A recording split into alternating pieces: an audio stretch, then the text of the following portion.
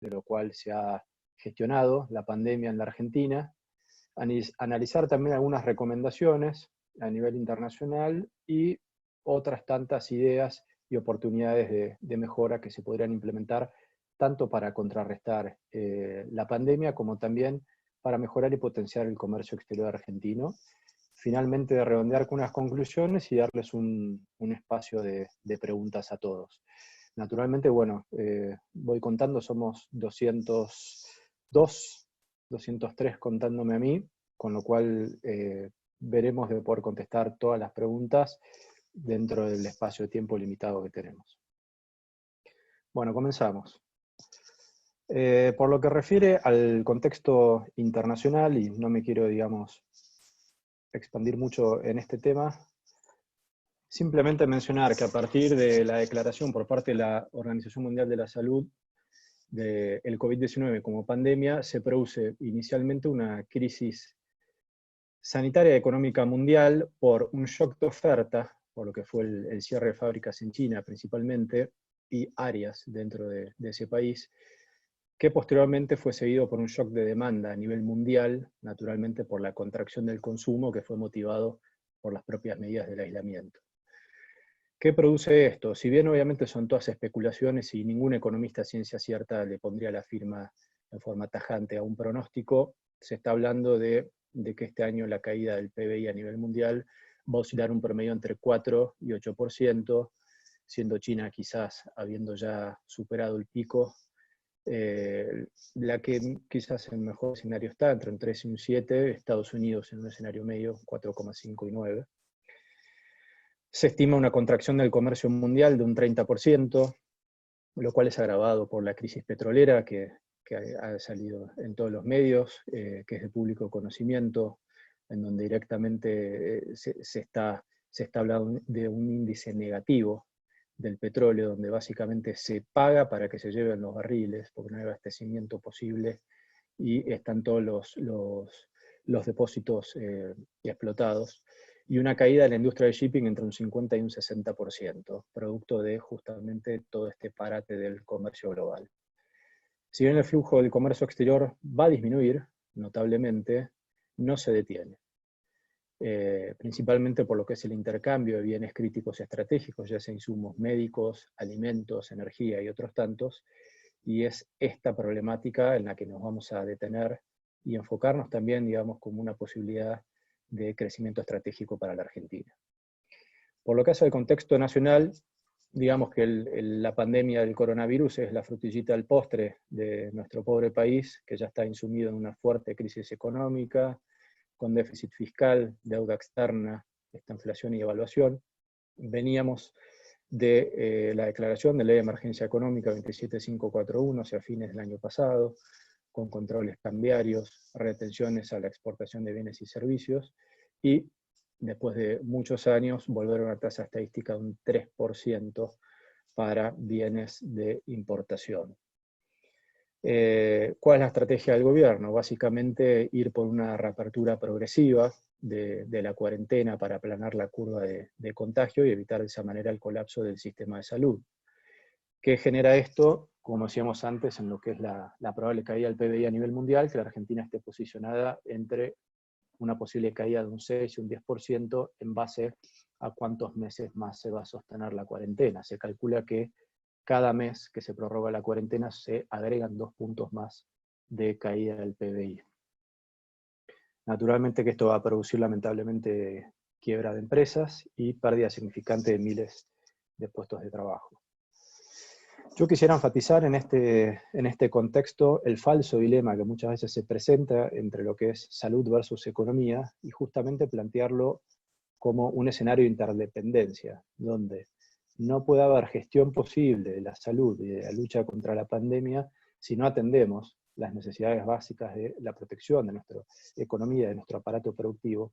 Y por otro lado, tampoco va a haber economía posible si estamos en un escenario de pandemia descontrolada. Con lo cual, habiendo el gobierno atacado, por un lado, la pandemia con lo que son las medidas sanitarias y salud en esta emergencia, principalmente con lo que es la cuarentena, bueno, quedaría pendiente establecer un plan de reactivación económica para lo que es cómo gestionamos esto el día después. Y, por supuesto, la necesidad de financiación del sector productivo, más allá de los paquetes de subsidio que se han dado por los distintos programas, que de alguna manera, si se contrastan a nivel regional y a nivel mundial, resultan bastante escasos, sin perjuicio que obviamente, como sabemos todos, la Argentina está en una situación de fragilidad económica que hace muy difícil que se pueda brindar una mayor financiación. Y finalmente, como decía antes, contar con el comercio exterior como factor estratégico para combatir no solo el coronavirus, sino también para proteger la propia producción y el empleo. Bien.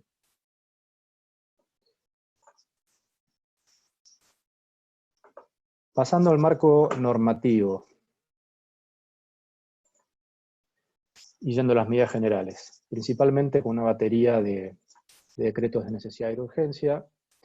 El gobierno planteó la emergencia sanitaria, como decíamos antes, por el DNU 260, el cierre de las fronteras a partir del 274, y en este caso, y lo que es focalizado en nuestro sector, vale la pena enfatizar, por lo que vamos a ver incluso más adelante, las excepciones que se plantean a esta prohibición de ingreso al territorio nacional, tanto para lo que son las personas afectadas al traslado de mercaderías por operaciones de comercio exterior, como a los mismos transportistas y tripulantes de buques. Asimismo, por el DNU 297 se establecen excepciones a lo que es el aislamiento social preventivo y obligatorio, excepciones que a su vez después fueron complementadas por decisiones administrativas de jefatura de gabinete y por otros decretos. ¿Qué es lo principal que hace el comercio exterior en este caso? Los incisos 13, 15 y 18, que tenemos las actividades vinculadas a lo que es la producción y distribución y comercialización agropecuaria de pesca, y lo que es las actividades impostergables vinculadas al comercio exterior y el transporte público de pasajeros, mercaderías, petróleo y combustibles. Es importante resaltar, como sabemos todos, que el 90% del comercio exterior se transporta por agua, y en este marco, y frente a la imposición de estas normas, se han dado algunos problemas, como por ejemplo, interrogantes respecto de si pueden o no ingresar los buques a puerto, y las triples y los prácticos. ¿Por qué resalto esto? Porque si bien parece una obviedad, por las normas que acabamos de ver, que establecen estas excepciones tanto a las propias personas como a las actividades y servicios, ha habido criterios disímiles en lo que es la interpretación de la misma norma entre las autoridades sanitarias, migratorias, transporte, aduana y autoridades provinciales y municipales. Bien. Por lo que es el marco normativo propio de transporte, vale la pena enfatizar la creación del Comité de Crisis Prevención COVID-19 en transporte fluvial, marítimo y lacustre, comité integrado no solamente por las propias autoridades con la Subsecretaría Puertos, Vías Navegables y Marina Mercante, sino también por las distintas cámaras que componen el sector, como así también los gremios. ¿Cuál el objeto justo era, de alguna manera, centralizar la gestión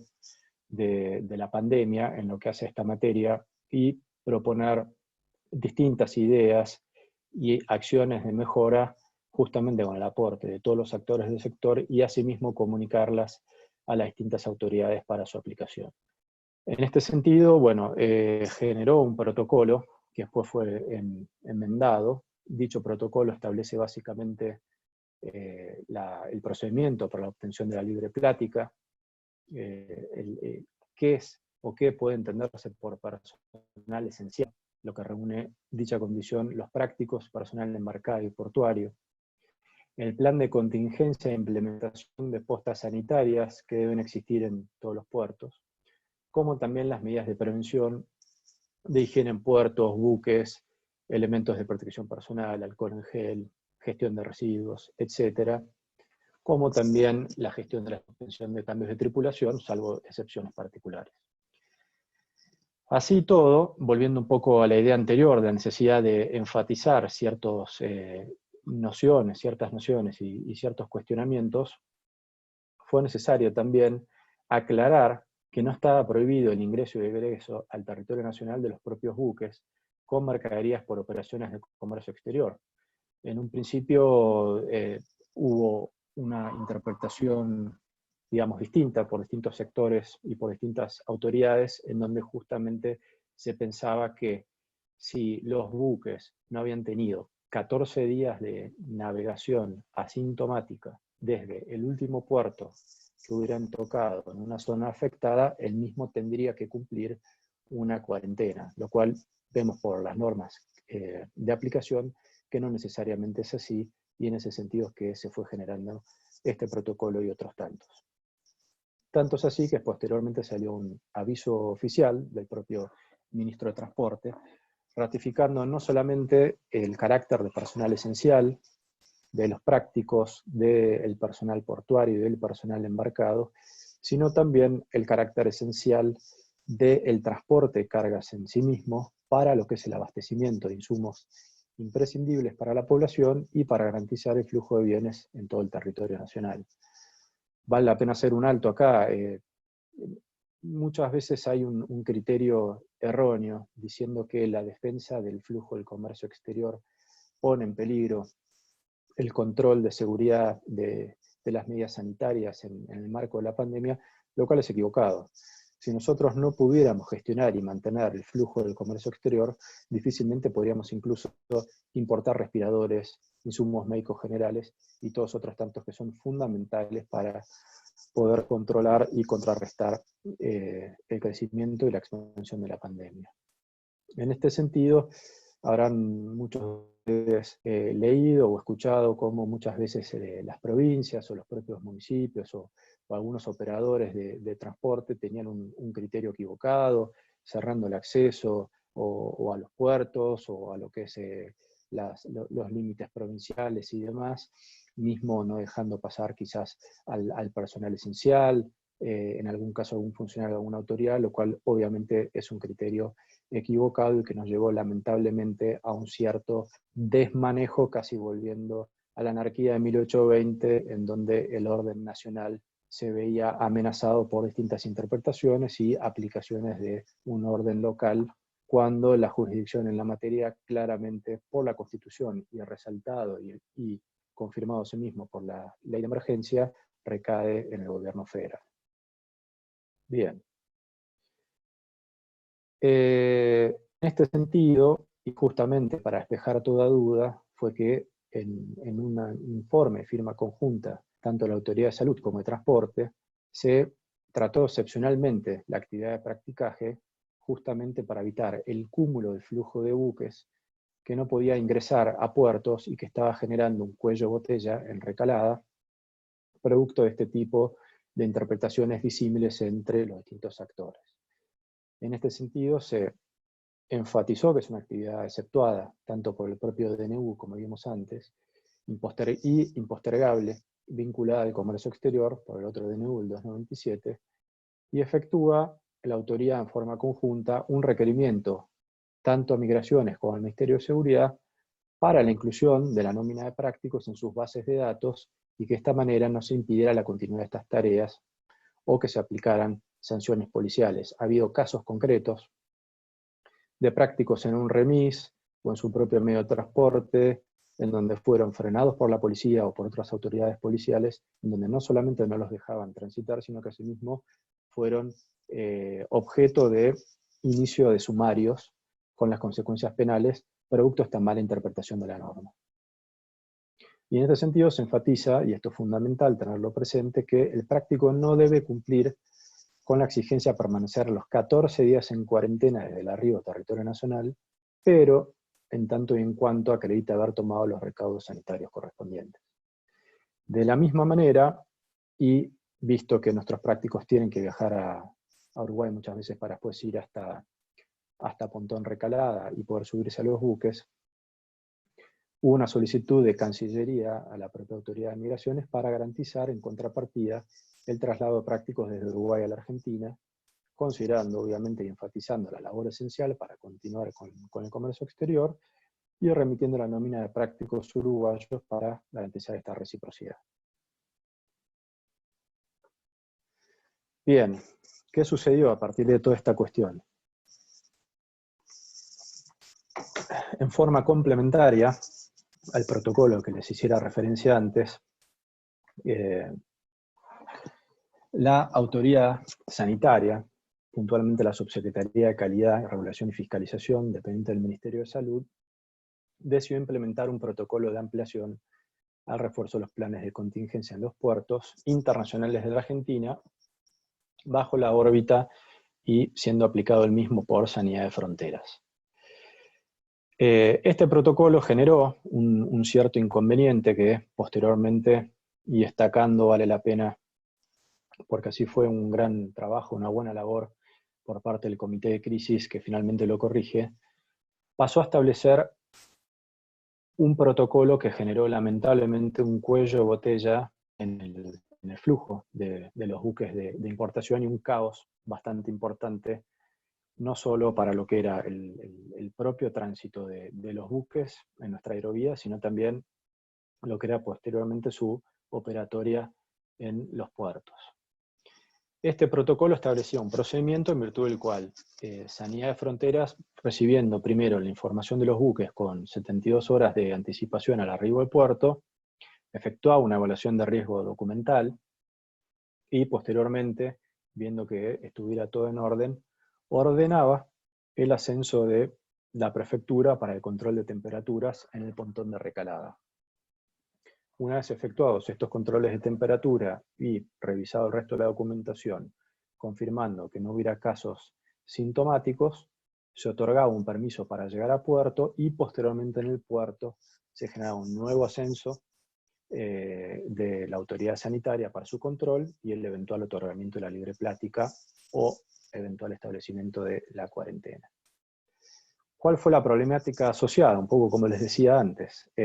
y con otros aspectos que nadie contaba. Se produjo una falta de disponibilidad de lanchas en condiciones. Había prácticamente una sola lancha y en el momento no estaba en condiciones operativas para que Prefectura pudiera asistir a recalar y efectuar estos controles. Las condiciones climatológicas en la propia recalada muchas veces son desfavorables. Se generó una disímil aplicación del propio protocolo establecido por la autoridad de sanidad en los distintos puertos por parte de los referentes de sanidad de frontera para el otorgamiento de la libre plática, lo cual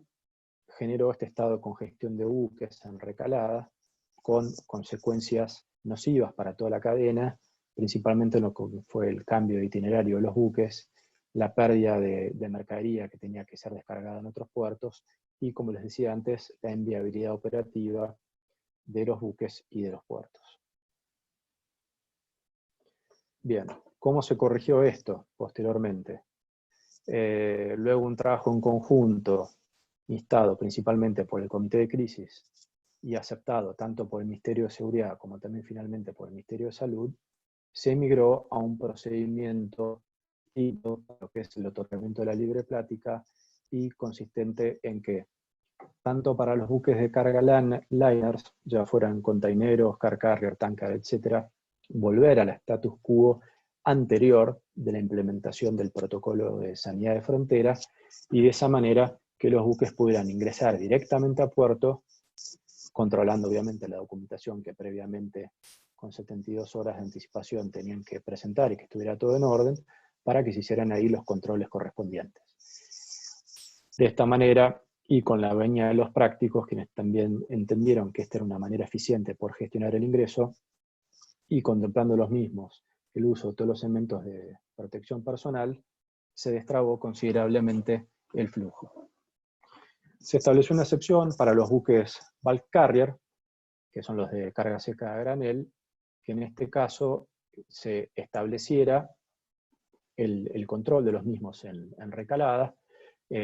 por supuesto únicamente para los buques que tuvieran menos de 14 días de navegación, y eventualmente si hubiera algún caso sintomático o declarar la cuarentena, que los mismos tuvieran que esperar en las radas, o en la propia rada saliendo de recalada. Y de esta manera destrabar el flujo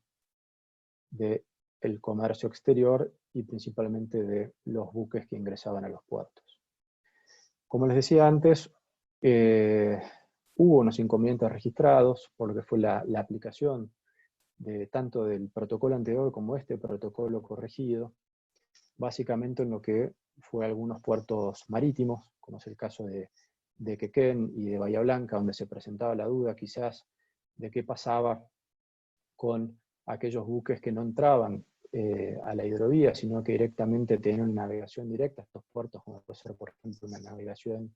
desde puertos de Brasil, de Santos, directamente a estos puertos, si se aplicaba este protocolo, y la respuesta a ello es no,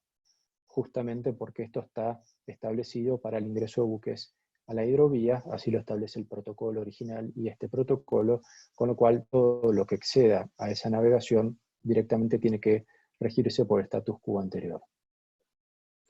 De esta manera, justamente teniendo en cuenta estos inconvenientes e interpretaciones disímiles, fue que se fue generando distintos requerimientos para la aplicación del protocolo en forma de vida por parte del Comité de Crisis a las distintas autoridades portuarias, recordando, como decíamos antes, que el protocolo sanitario es de aplicación federal y por ende no puede haber distintos protocolos portuarios con alguna norma o algún procedimiento que pudiera estar o contemplar mecanismos en contrario a la aplicación del mismo. Por supuesto que nada obsta el otorgamiento de la libre plática cablegráfica, como sabemos. Sin embargo, teniendo en cuenta el escenario del COVID, el flujo está tendiendo a ir directamente a puerto y efectuarse los controles directamente con las unidades de sanidad de frontera de cada puerto. Finalmente, como decía antes, producto de esta corrección de los protocolos y el trabajo en conjunto de las autoridades fue que se logró destrabar el cuello botella que existía originalmente en Recalada, si bien sería deseable igualmente que existiera un mismo protocolo, tanto para los buques liners como para los bulk carriers, y de esta manera acelerar aún más el flujo del comercio exterior. Bien. Resalto brevemente, vale la pena, creo, como un buen ejemplo ilustrativo, cómo la Prefectura Naval Argentina, a partir de la disposición 234 de este año, y si bien ya existía por aplicación del decreto 770 que modificó el Reginave, el despacho de los buques solicitando la autorización de ingreso de los buques por medios electrónicos, estableció, para el supuesto que no estuviera funcionando el sistema, la posibilidad de que se solicitara el despacho de los buques por medio de correo electrónico.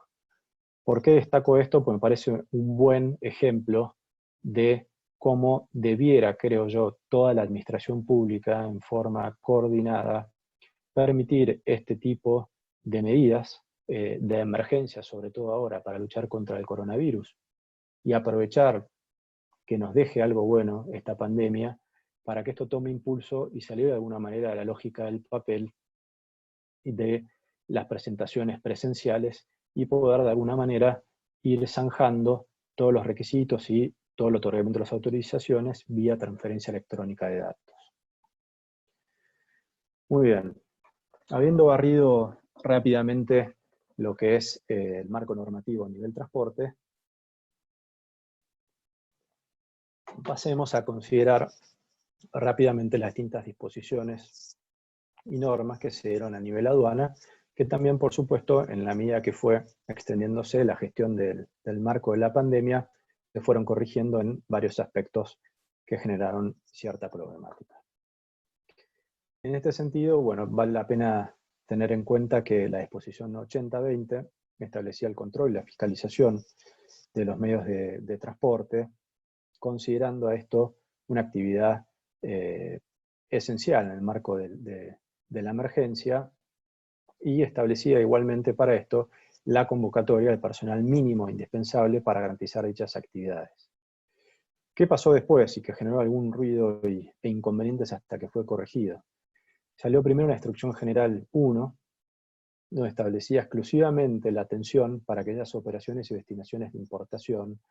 relacionadas con actividades y servicios esenciales, conforme lo disponía NU 297. El problema de esto que era que, como podrán leer y saben seguramente, establecía únicamente la atención exclusiva para aquellas operaciones de importación, omitiendo toda referencia a las exportaciones. Esto fue un problema porque directamente lo que hizo fue frenar el flujo de exportaciones con el perjuicio que ello genera, lo cual fue corregido a los 3 días, si no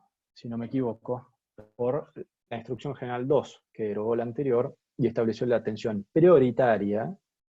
tanto para las destinaciones de importación o exportación relacionadas con las actividades y servicios esenciales, y enfatizo lo de prioritario porque, por la propia definición, deja abierta, y así dice la norma también, la atención para otras razones de comercio exterior, tanto importación como de exportación, por considerarlas críticas o esenciales, ya sea tanto por la naturaleza de las mercaderías o por las particularidades de la operación comercial base, ya sea que las mercaderías sean perecederas o no hubiera forma de almacenarlas sin que las mismas después corrieran con la ruina y que obligara a su destrucción, etc. Bien, ¿qué generó esta situación hasta que se corrigió? Y posteriormente también. Por un lado, la ralentización del flujo del operativo, el comercio, se generaba esta atención prioritaria a insumos médicos y productos perecederos, eso sin lugar a dudas, pero quedaba, digamos, de alguna manera, en lo que era la potestad y la discrecionalidad del guarda de aduana o del personal de aduana, que se entendía o que se debiera entender bajo la noción de actividad impostergable vinculada con el comercio exterior. A esto se le generaba, a su vez, o se le sumaba, mejor dicho, el problema de la atención con dotaciones mínimas de personal aduanero para preservar su salud, muchos de ellos incluso estando o formando parte de la población en estado de riesgo, mayores de 60 o con alguna enfermedad preexistente, lo cual reducía aún más las dotaciones disponibles para poder gestionar el control propio del servicio aduanero. Y por otro lado, producto también de que, como el propio decreto 297 establece el asueto para la administración pública, quedó en algún momento una confusión con respecto a si procedía o no procedía la habilitación extraordinaria del servicio aduanero todos los días, o si, como se fue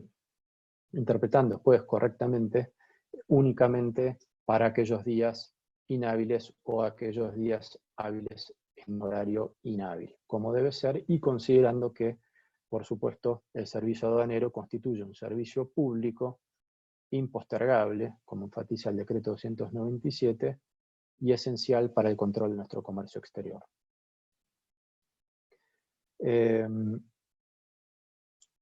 ¿Qué sucedió también como problemática asociada a toda esta cuestión? En principio, el rechazo a las exportaciones sin más, y asimismo la necesidad de contar con autorizaciones para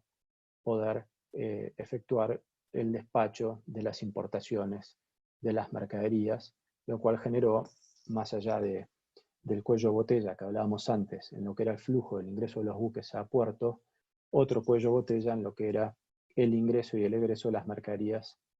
a y desde puerto. Bien.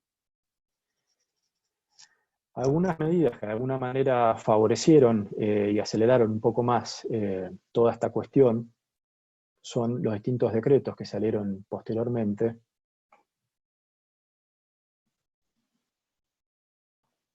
Y principalmente por lo que hace el tratamiento arancelario. En este sentido, por el decreto 301,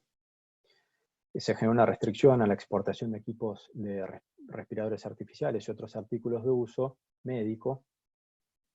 requiriendo una tramitación de un permiso de exportación, pero por otro lado también se fijó un arancel cero para su importación y exhibición de pago de la tasa estadística para los insumos críticos y de esta manera mitigar la emergencia sanitaria. O sea que, en este sentido,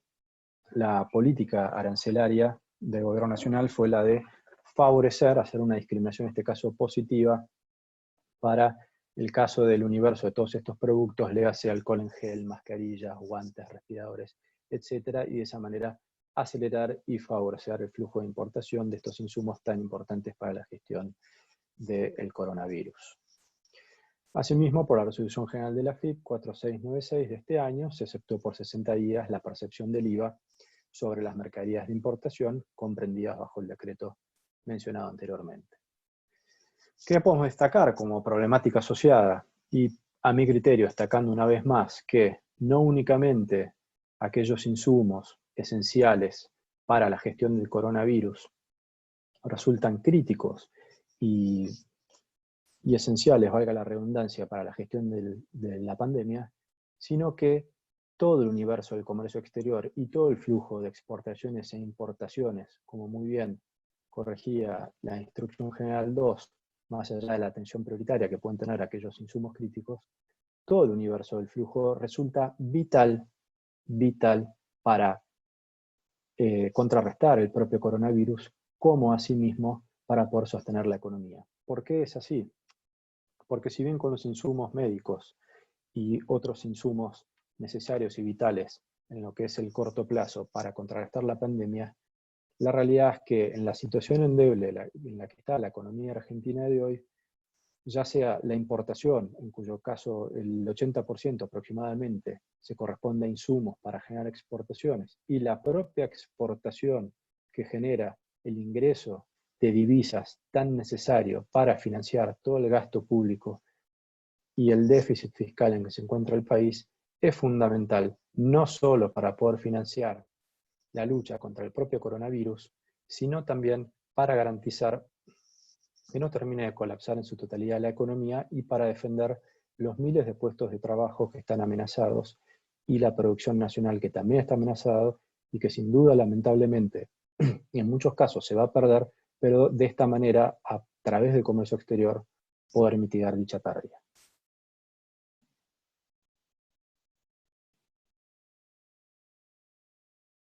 Bien. Para que me pasó algunas filminas.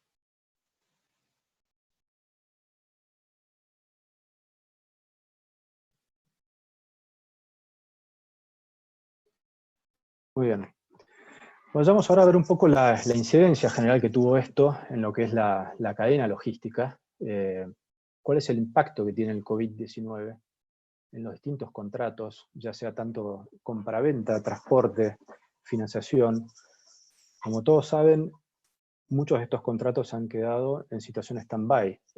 órdenes que se suspenden, contratos que han sido terminados, mercadería que es rechazada.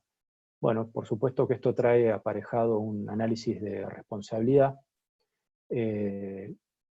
Difícil cuestión por ser esta una situación, digamos, sin precedentes, que nos llevará necesariamente a tener que analizar la misma, posiblemente en lo que es la aplicación de supuestos de fuerza mayor. No quisiera decir caso fortuito, porque si bien son predecibles,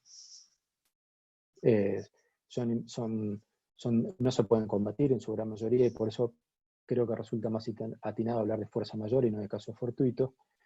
y atender de esta manera, a partir de la legislación aplicable y el principio de autonomía de la voluntad, cómo se va a distribuir la responsabilidad de los distintos sujetos de todos estos contratos, muy posiblemente atendiendo a la doctrina de los esfuerzos compartidos.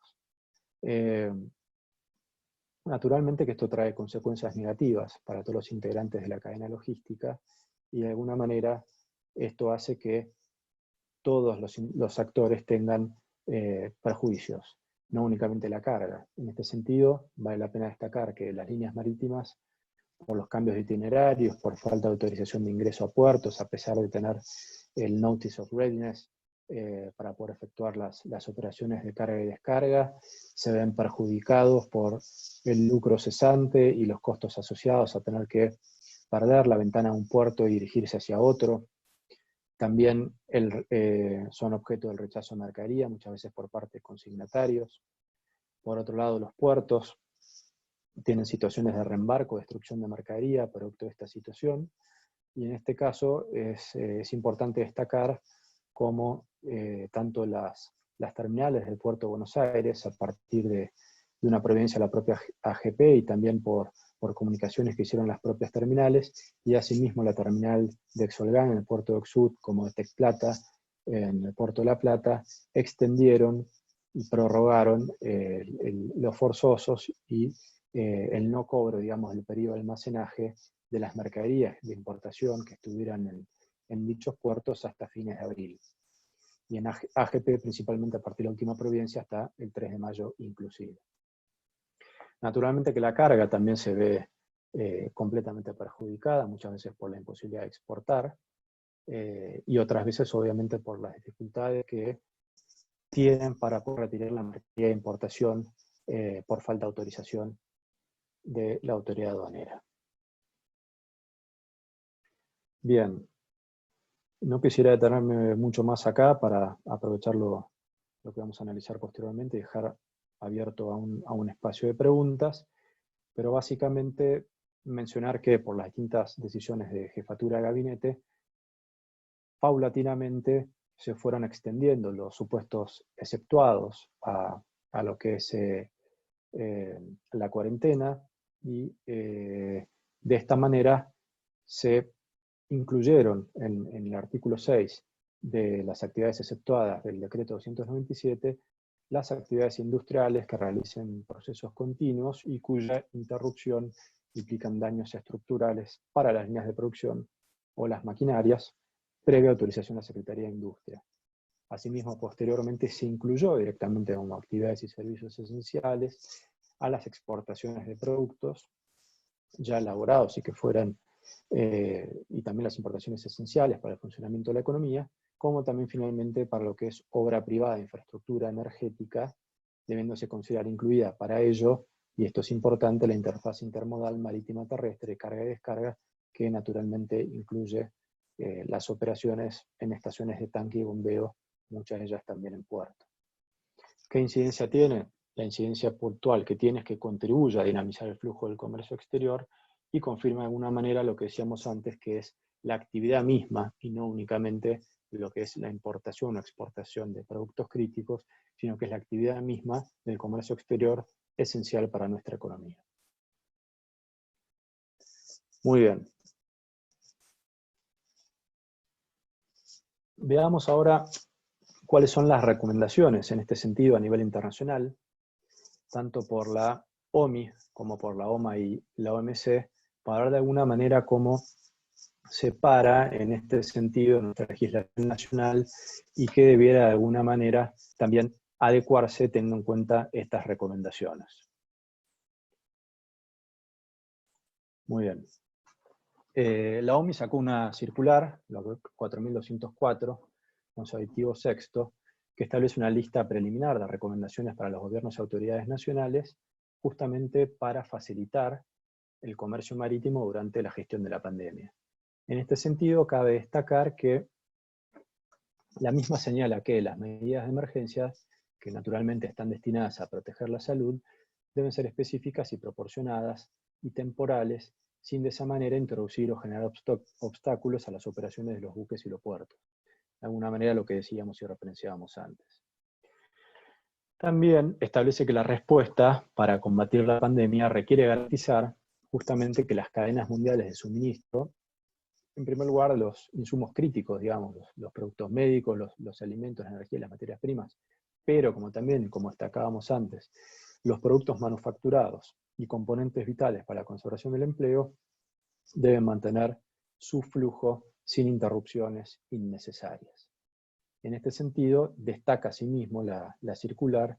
que no deben imponerse restricciones al propio buque, como en algún momento se malinterpretó por parte de algunas autoridades, ni que tampoco impidan el acceso a un atracadero del mismo o su carga y descarga. Una cosa es establecer o contemplar una posible cuarentena para una o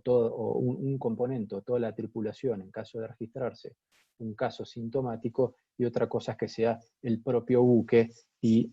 la carga y descarga de mercadería la que tenga que estar en cuarentena, lo cual es bastante ridículo teniendo en cuenta la aplicación de todos los protocolos sanitarios. Por otro lado, bueno, también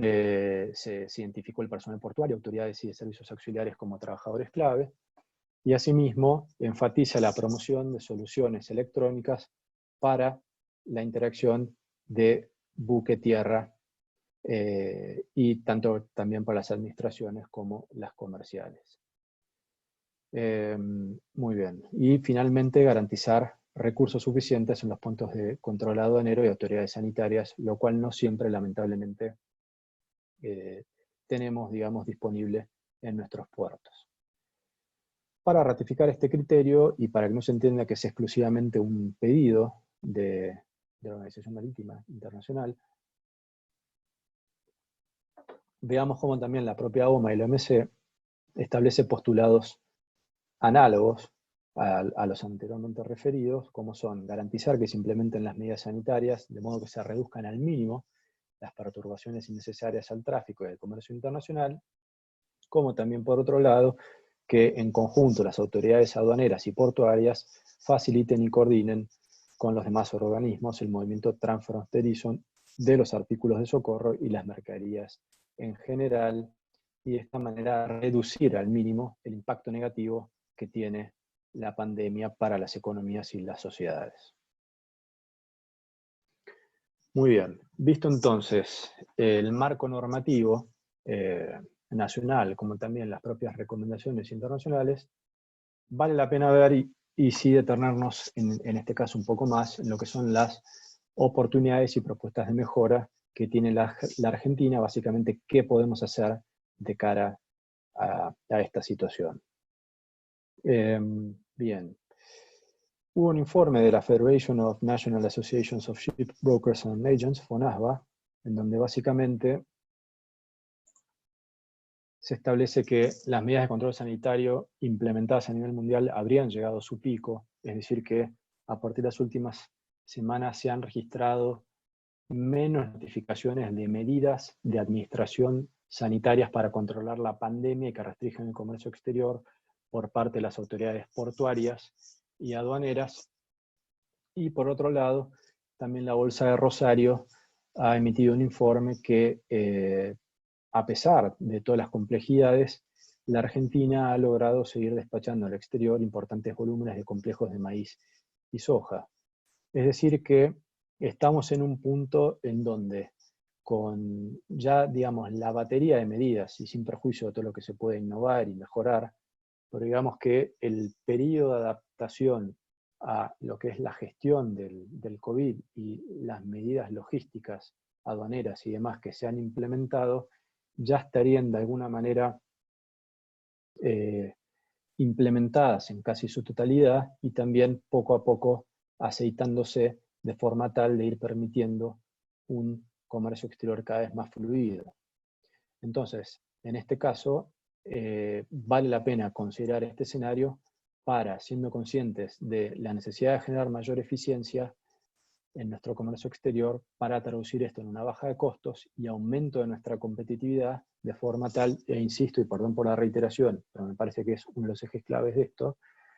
lograr garantizar el flujo de nuestras exportaciones a partir de lo cual entren divisas que permita sostener todo el gasto público, nuestro déficit fiscal y el propio efecto de la batería de medidas paliativas del coronavirus, y por otro lado, la propia importación de productos, no solo insumos críticos para combatir la pandemia, sino también insumos para poder luego vincularlos a los procesos productivos y generar exportaciones. Bien, acá tenemos tres tipos, digamos, tres ejes de mejora. Por un lado, tenemos oportunidades de mejora en lo que son los circuitos de transporte y logística, y en este sentido la coyuntura indica dos cuestiones principales que son de público conocimiento. Por un lado, la relicitación de la red troncal de navegación, la hidrovía, cuya concesión vence en abril del año que viene, y por supuesto que dicha relicitación es una oportunidad muy importante, dándose después de 20 años o más, para generar condiciones que sean más eficientes y que impliquen una reducción de costos, que de esa manera, sin descuidar quizás la garantía de manutención que necesita la hidrovía y por ende el rédito necesario que necesita un concesionario privado para ejecutar las acciones de dragado y balizamiento, también impliquen una reducción en los costos y en las tarifas de la propia hidrovía para sus usuarios, que son los transportistas, y que finalmente ello redunde una mayor competitividad para el flujo de las cargas. Y después el otro tema fundamental es la relicitación de Puerto de Buenos Aires, bueno, de reciente y público conocimiento, que todo indicaría que será prorrogada hasta 2022 por parte de la JEP, siendo que las mismas vencen ahora el 15 de mayo. Muy bien. Por otro lado, y muy importante, tenemos la oportunidad de mejorar los procesos de gestión documental, control y autorizaciones de la administración pública, siguiendo un poco los lineamientos y las recomendaciones que veíamos antes, no solamente de la OMI, sino también de la OMA y de la OMC, y en este sentido implementar las medidas del Acuerdo de Facilitación de Comercio, y también hacer hincapié en lo que es la implementación de un sistema de transferencia electrónica de datos, que esto dista completamente de la digitalización. La digitalización es el escaneo de documentos, la transferencia electrónica de datos directamente es poder subirse a una plataforma establecida por las autoridades y efectuar la carga de datos directamente sin tener que recurrir a la digitalización de documentos en papel y el almacenamiento de esos documentos digitalizados. Por supuesto, garantizando su seguridad, ya sea por tecnología de blockchain y otras. Y bueno, que un ejemplo claro de esto es el BL electrónico, que ya se está implementando en algunos países del mismo. Muy bien. Por otro lado, como decía antes, la eliminación de la lógica del uso del papel y la profundización de la implementación de la UCE. Tratar de tener un solo portal para la gestión de todas las dependencias del Estado, no únicamente aduana, sino aduana, prefectura, SENASA,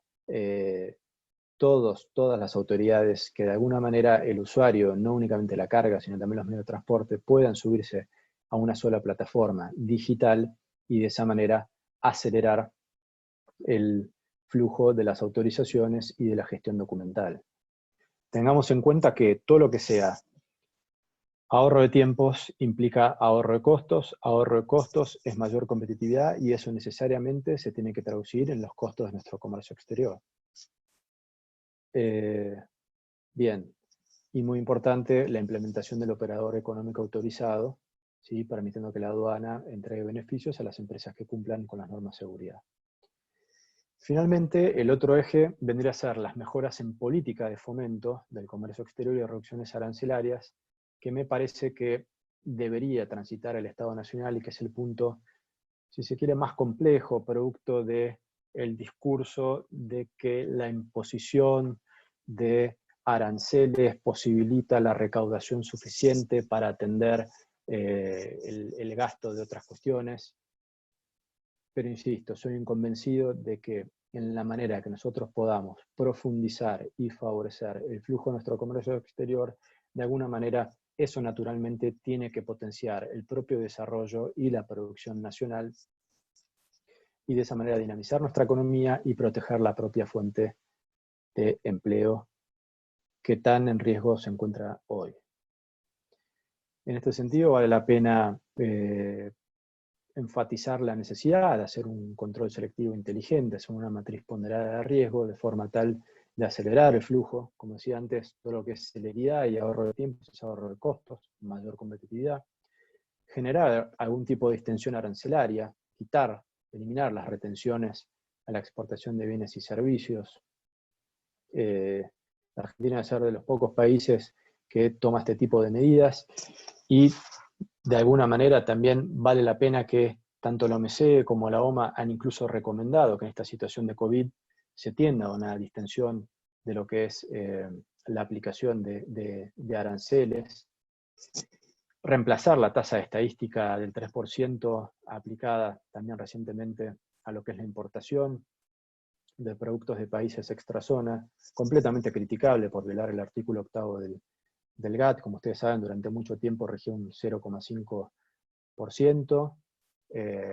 con un máximo de $500, y ahora se pasó a un absurdo de $150.000 para mercaderías de $1 millón o más, lo cual de alguna manera desnaturaliza lo que establece la propia normativa de la OMC, que es tener un valor fijo como tasa y que ese valor fijo tenga una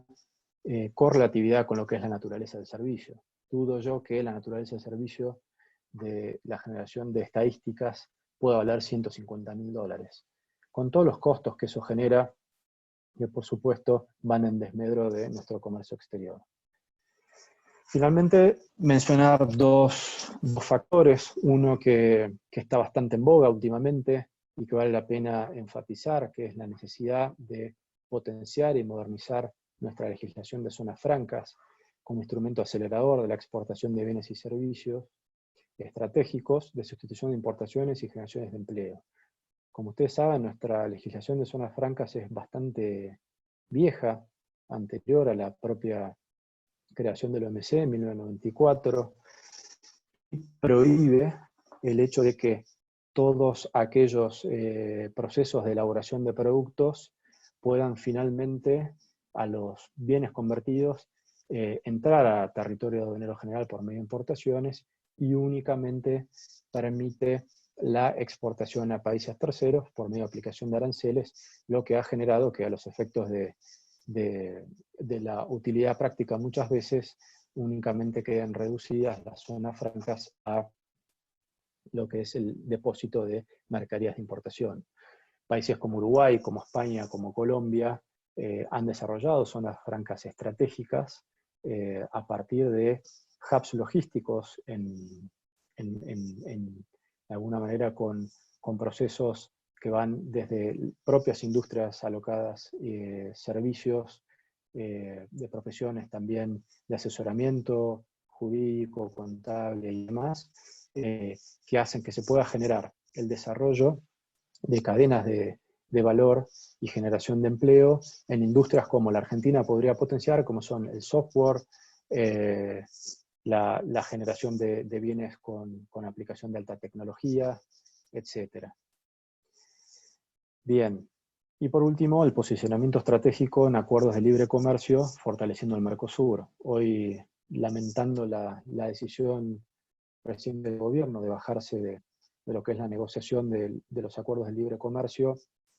que negocia el bloque con países como Singapur, Canadá y la India. Vale la pena aclarar que no es bajarse del bloque, la Argentina no ha decidido bajarse del bloque,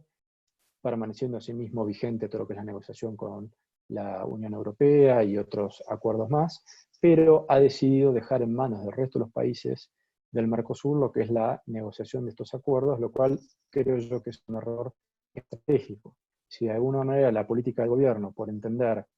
que la aplicación de estos acuerdos es perjudicial para la Argentina porque contemplan un intercambio en lo que podría ser productos agropecuarios versus productos industrializados de mayor valor agregado, bueno,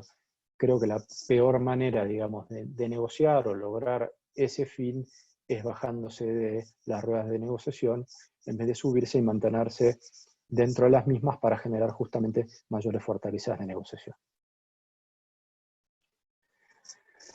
Muy bien, por último, yendo a las conclusiones, para después dejar lugar a las preguntas, como enfaticé desde un principio, creo que debemos considerar el comercio exterior como motor fundamental para el desarrollo económico y social de la Argentina. Es clave mantener el flujo del comercio exterior en su conjunto, no únicamente por lo que hace a la importación de productos esenciales, sino tomar al comercio exterior en su totalidad como una actividad esencial para no solamente combatir el propio coronavirus, sino también para mitigar la crisis económica y resguardar la producción y el empleo. Esto nos obliga a tener que generar mayor competitividad en nuestro comercio exterior, mejorar y modernizar nuestros procesos y costos en la cadena logística, salir de la lógica de papel, eliminar el papel, aplicar la tecnología como factor clave para llegar a ese fin, generar una mayor distensión arancelaria para favorecer el comercio exterior y finalmente tener una visión estratégica y holística del comercio exterior por medio de la cooperación entre los actores de forma tal de tender, como decía antes, a la protección y desarrollo de nuestra economía y de nuestras fuentes de empleo. Bueno, muy bien. Finalizando la presentación y tomando ahora un poco de agua para descansar, les dejo espacio para que hagan las preguntas pertinentes.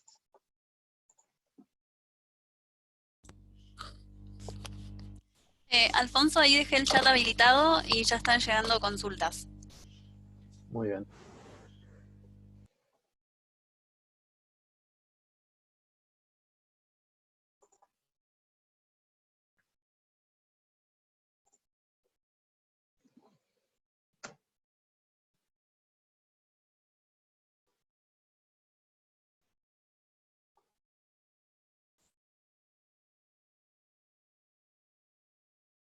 Me preguntan acá,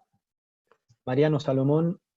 consulta por la posición de los armadores para con los días libre de demora de contenedores, si los van a emplear, viendo que es difícil retirar los contenedores.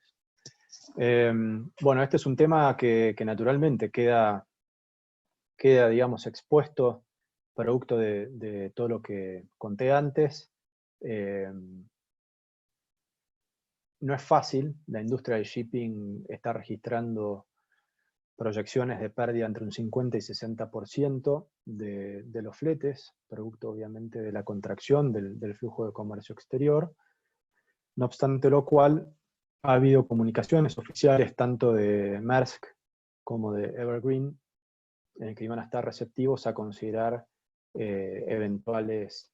tarifas preferenciales para lo que es el demurrage de contenedores y otras tantas, caso por caso.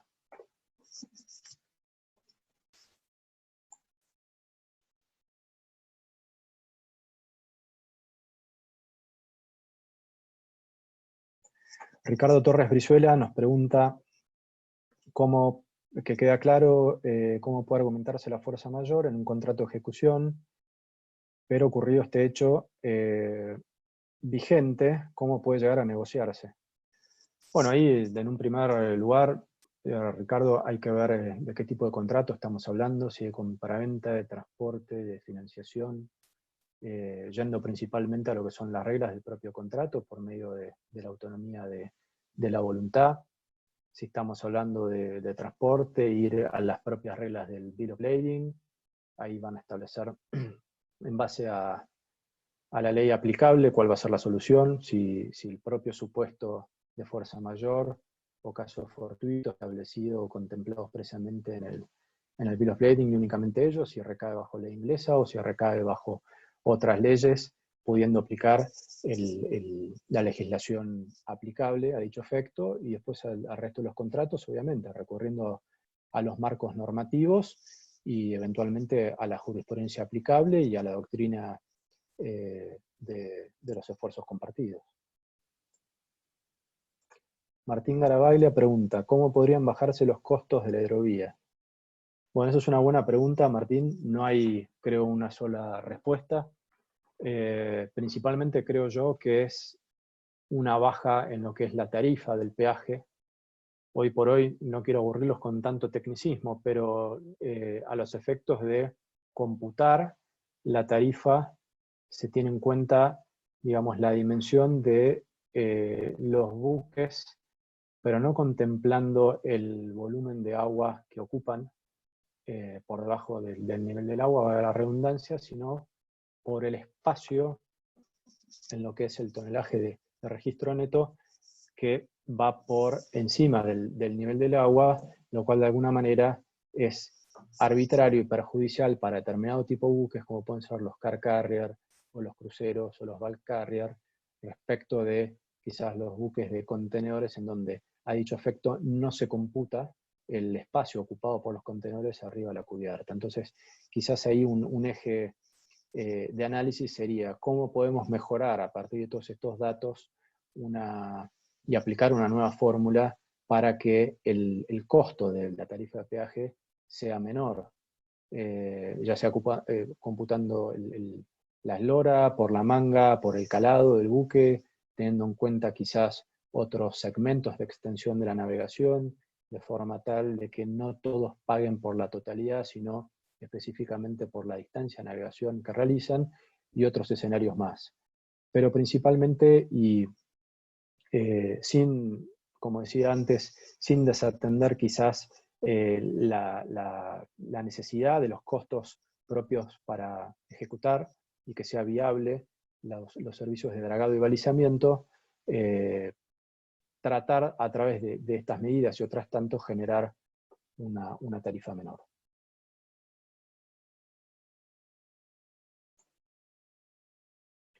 Nancy Peralta pregunta, ¿de qué manera se puede favorecer el comercio exterior con alta competitividad de otros países víctimas de estas crisis pandémicas? Bueno, un poco lo vimos anteriormente eso, Nancy. La Argentina tiene en este sentido una ventaja y desventaja, si se quiere, al mismo tiempo que es la condición natural y la ventaja comparativa que tienen lo que es la producción de alimentos, todo lo que es la producción agroalimenticia. Los países durante la pandemia y post-pandemia requieren y demandan y no van a dejar de demandar este tipo de productos, así como a nivel mundial ningún país va a dejar de demandar insumos médicos críticos. Entonces, la Argentina en ese sentido tiene la oportunidad de hacer foco en ello, favoreciendo justamente, como decía antes, por medio de una distensión arancelaria y otras medidas que hacen a lo que es la aceleración del flujo del comercio exterior, y de esta manera ganar todavía mayor competitividad que haga que los países importadores elijan nuestros productos y no los de otros países. Bien.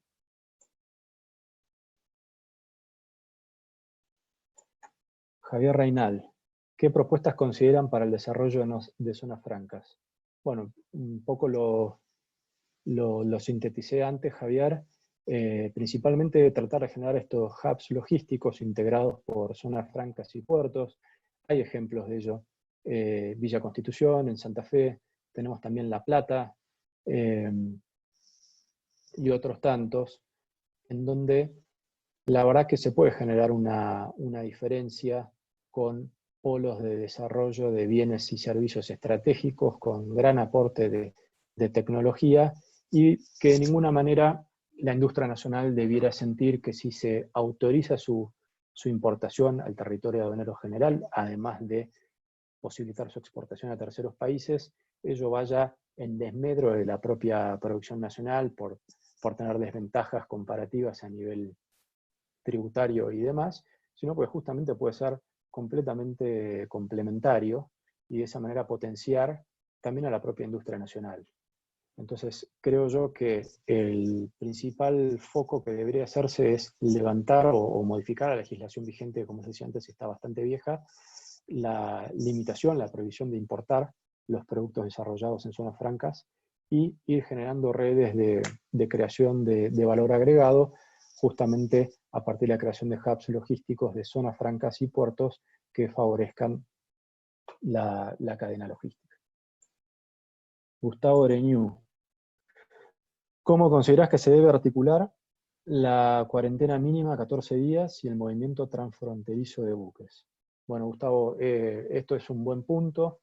es un tema que ha traído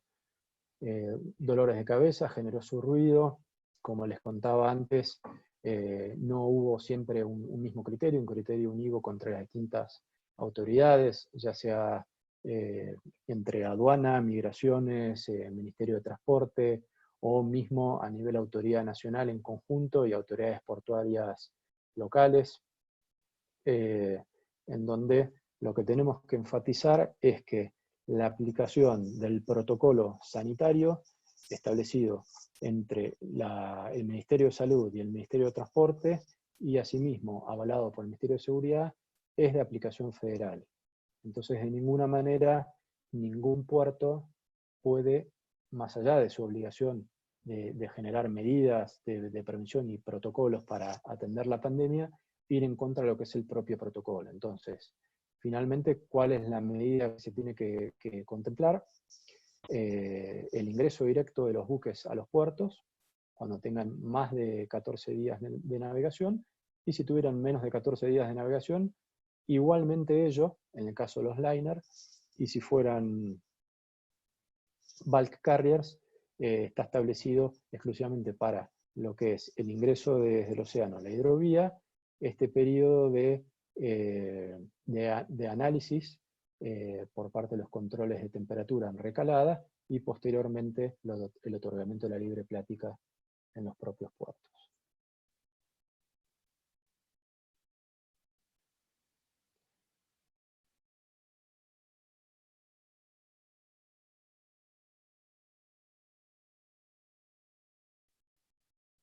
Bien.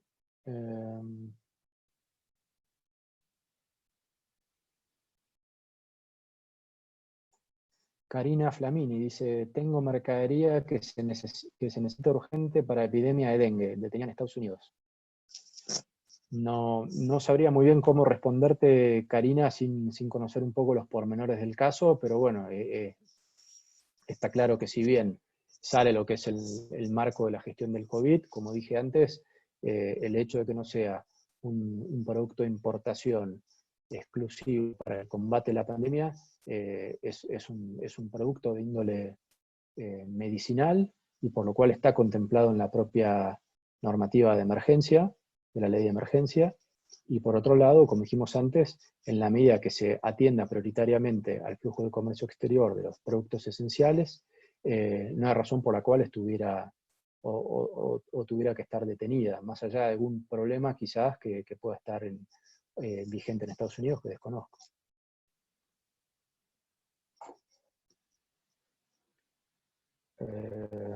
Magdalena María Bosch pregunta, ¿se está trabajando para unir toda la administración pública en un solo sistema? Bueno, eso es una muy buena pregunta, un muy buen punto. Se está trabajando desde la anterior administración para tratar de unificar y acelerar al máximo todo lo que es el proyecto de la UCE. Naturalmente que es un proyecto muy ambicioso que tiene sus complejidades y requiere sus tiempos de proyección y de implementación. Por supuesto que hoy está toda la batería de medidas enfocada a lidiar con la pandemia, las medidas de subsidio para atender a aquellos segmentos de la población que más vulnerables se encuentran en esta situación, para de alguna manera también dar facilidades de financiación y algunos alivios en lo que es los sueldos complementarios al sector productivo. Con lo cual hoy no se está trabajando, que yo sepa, prioritariamente con esto, pero desde ya que es una prioridad estratégica y tarde o temprano tiene que salir. Yo creo que el COVID, de alguna manera, más allá de la incomodidad que nos ha generado a todos y la tragedia que significa a nivel mundial, nos tiene que dejar una enseñanza y es estar convencidos estratégicamente de que tenemos que necesariamente, el comercio exterior tiene que necesariamente ir en la dirección de la centralización de todo lo que es la gestión documental por medio de un sistema de transferencia electrónica de datos, omitiendo el papel, y de esa manera evitar con eso los encuentros presenciales para lo que es la presentación de documentación, lo cual va a acelerar todo el flujo y en el marco de esta pandemia y probablemente en las próximas que se den o se puedan dar, también es una medida paliativa para evitar el contagio.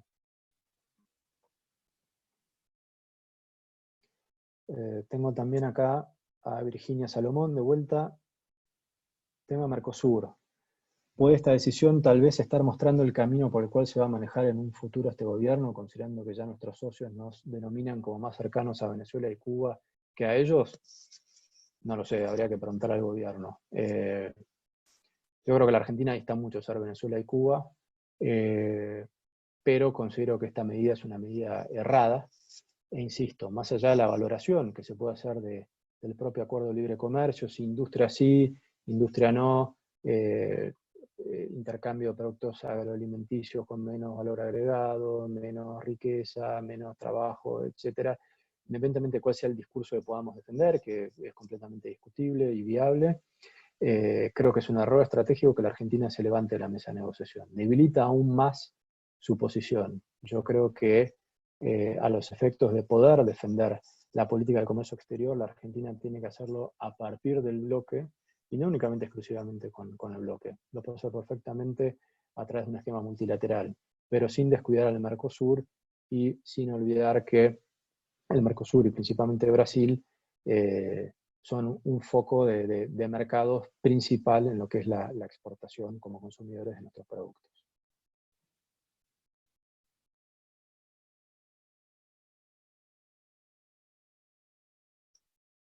Daniel Grosberg Cardoso. ¿Podrá el acuerdo de voluntades solucionar los inconvenientes derivados en los contratos de compraventa internacional de mercaderías frente a las consecuencias del COVID?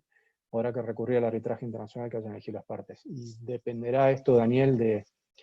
del caso y justamente, como vos muy bien referís, de la voluntad de las partes. Naturalmente que es un estado, digamos, sin precedentes, en donde, salvo que sea altamente perjudicial para alguna de las partes, una buena medida sería tratar de llegar a un consenso y evitar que escale aún más en la ecuación de costos el hecho de tener que ir a un arbitraje.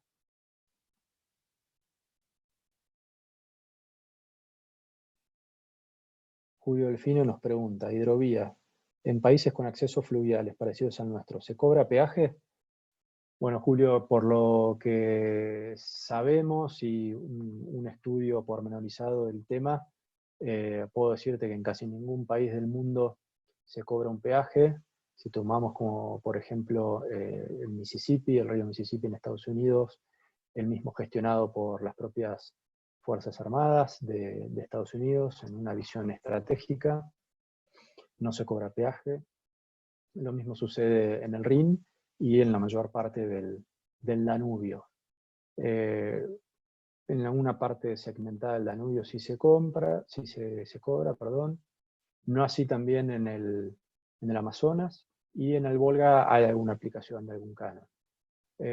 Sí, es verdad que hay que enfatizar que la hidrovía Paraná-Paraguay es especial, porque por la misma no solo